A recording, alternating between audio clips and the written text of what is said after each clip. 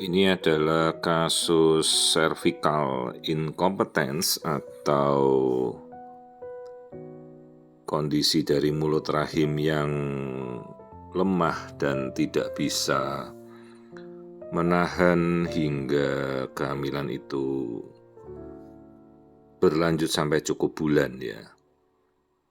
Ini ada seorang ibu dengan kehamilan yang ke-6, padahal panjang serviks atau mulut rahimnya ini masih cukup panjang, ini mencapai 5 cm, tetapi begitu menginjak minggu rata-rata ke-20, kehamilan itu akan berakhir dengan prematuritas dan tidak ada yang bertahan kehamilannya si ibu ini ya.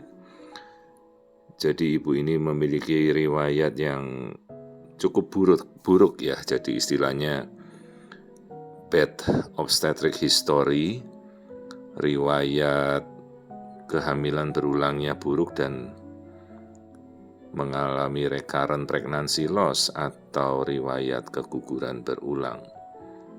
Dan belum ada memiliki anak hidup satupun dari 6 kehamilan ini. 2 kehamilan berakhir pada minggu ke-20 ditandai dengan persalinan spontan, berakhir secara spontan, dan sisanya yaitu kehamilan yang rontok gugur pada awal kehamilan.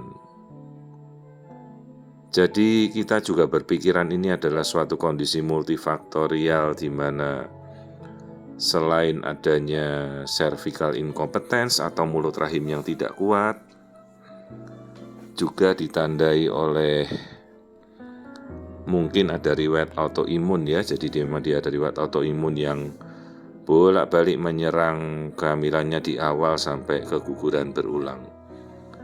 Jadi benar-benar complicated sekali ya kasus ibu ini. Dan kali ini ibu ini datang dari jauh, seingat saya dari wilayah Cilegon atau Serang di provinsi kami di Banten. Dan kali ini saya mengupayakan untuk melakukan serklase atau pengikatan mulut rahim.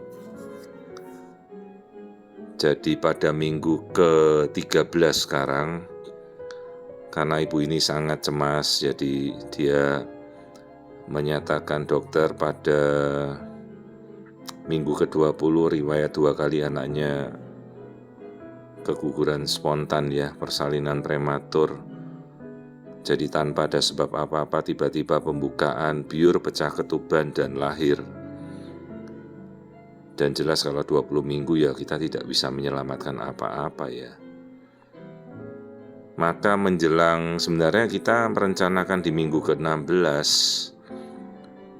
tapi dengan riwayat ini saya ambil keputusan untuk saya akan melakukan serklase lebih awal di minggu 13.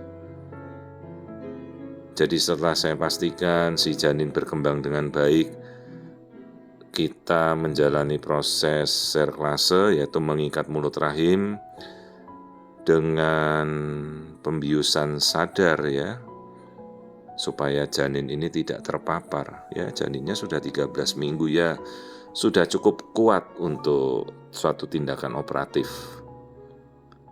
Jadi saya amati benar-benar mulut rahimnya, di mana saya akan nanti mengikat sepanjang mulut rahim ini.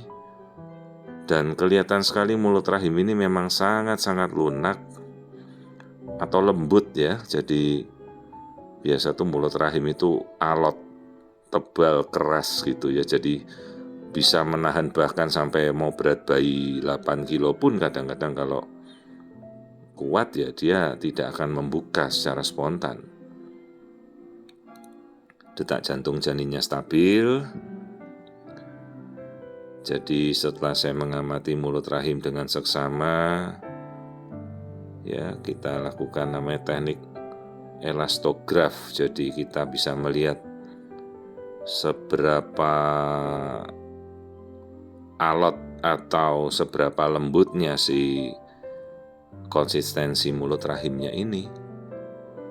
Ya, saya ukur tadi panjangnya mulutnya 5 cm, dan kalau kita tidak pernah mengalami kasus seperti ini ya, siapa yang menyangka ya bahwa ibu ini sudah berkali-kali mengalami keguguran spontan dan prematuritas sebelum bayi itu bisa hidup bahkan di bawah 20 minggu ya. Jadi setelah kita putuskan, akhirnya kita menjalani proses pengikatan mulut rahim. Ini saya amati dulu di mana saya akan mengikatnya. Ya, jadi jahitan ini akan kita taruh sepanjang bagian tengah dari mulut rahim itu. Nah, terus ini saya coba amati seberapa kuatnya ini.